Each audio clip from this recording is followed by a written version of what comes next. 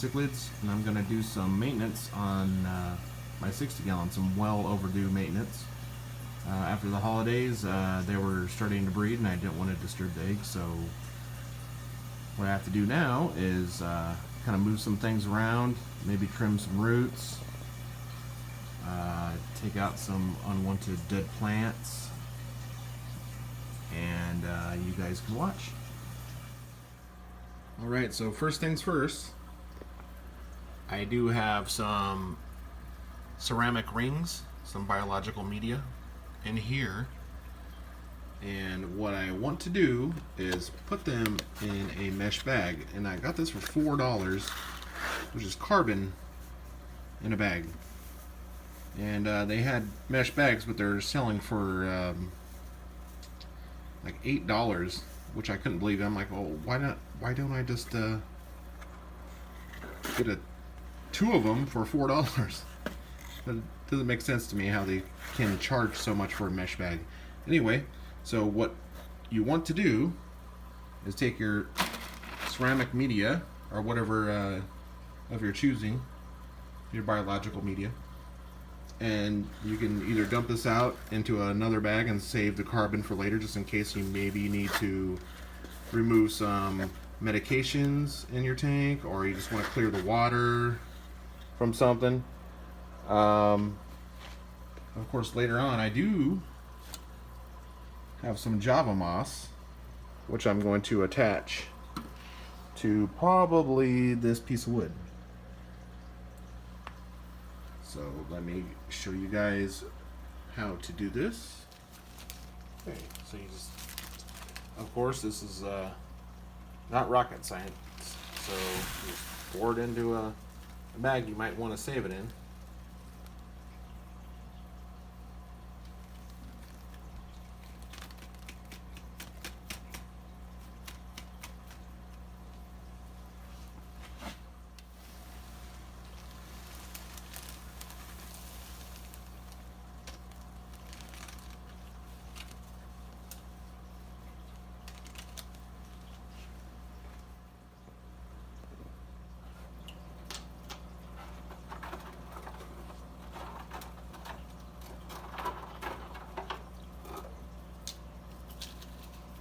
Anyway, you get the gist of it.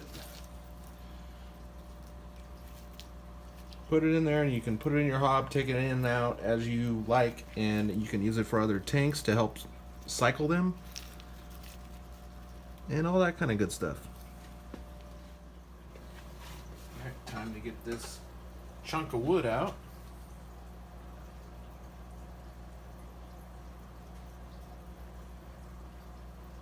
You can see it's a lot of dead Java fern on here.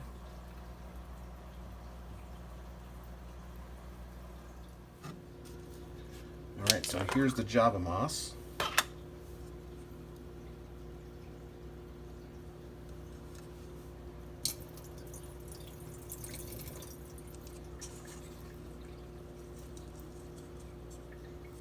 Pour that out.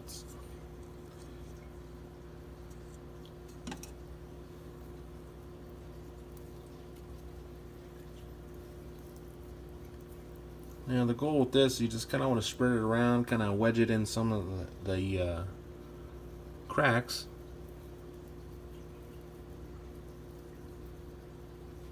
I'm pretty sure if you put it in the water, some of it's going to float away if you do it this way.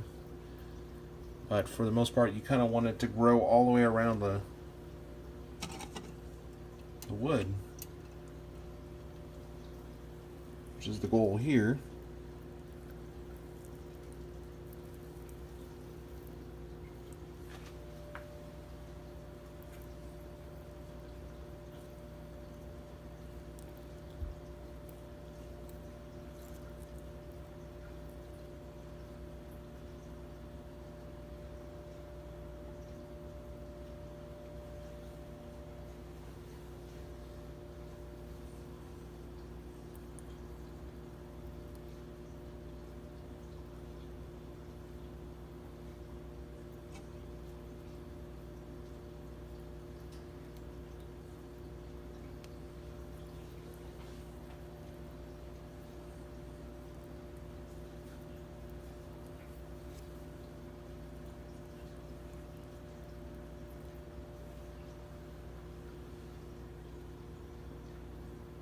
Alright, so pretty much once it's settled in, it should be able to attach to the wood and grow all around it. So it's not going to look too glorious right now, but once it gets all settled, it will.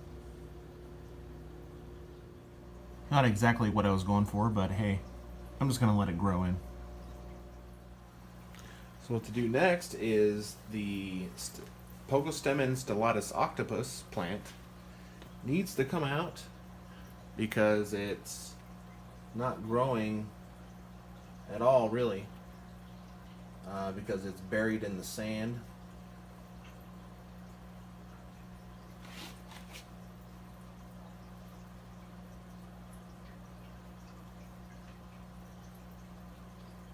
And what I did here is I actually had, well, that grew actually pretty far on the roots there.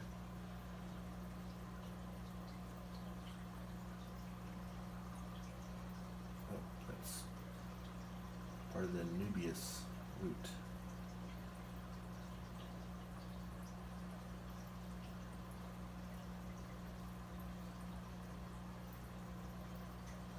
So pretty much this plant right here is all gravel right there. I moved the sand out of the way, so that's why it's getting more nutrients than what these plants were getting in the sand.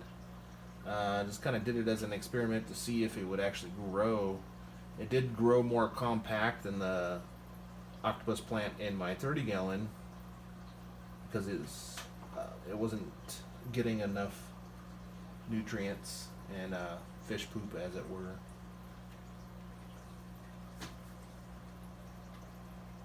But yeah, I need to trim that.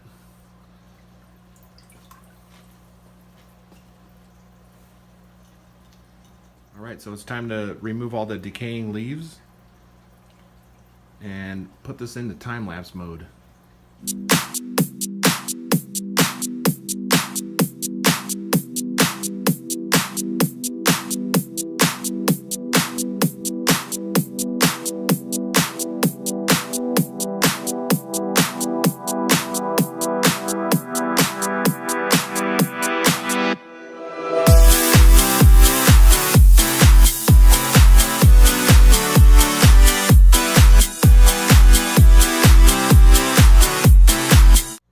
So there you go. I just gotta clean out the outside of the glass and it's pretty much all set.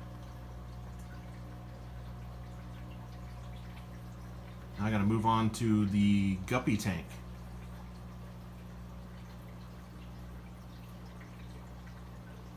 Alright, so here's a 30-gallon, and as you can see, I have a big problem with the stellatus octopus here.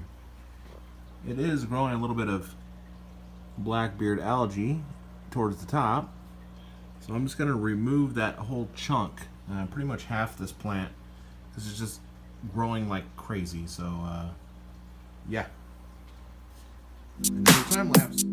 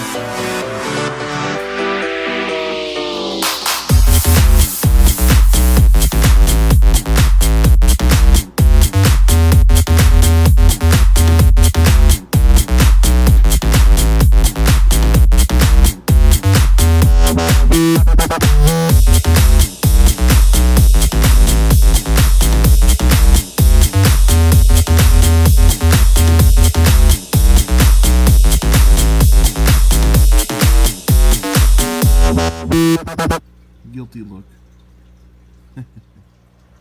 So I guess that's pretty much it. You guys have a great morning, afternoon, and evening.